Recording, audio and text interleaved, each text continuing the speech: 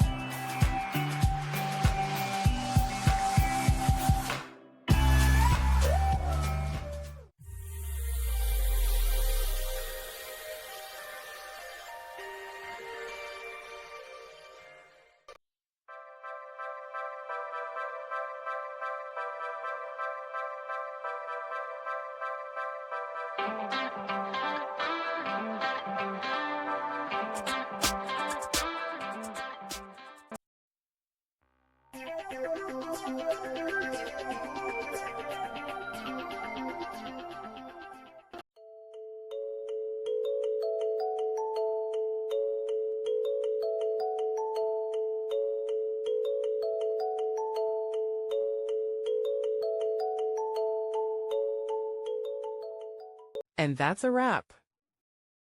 I hope you found the answer you were looking for. If you did, take a second to hit that subscribe button. It really helps out. And let me know in the comments which solution worked best for you. See you next time in the debug zone.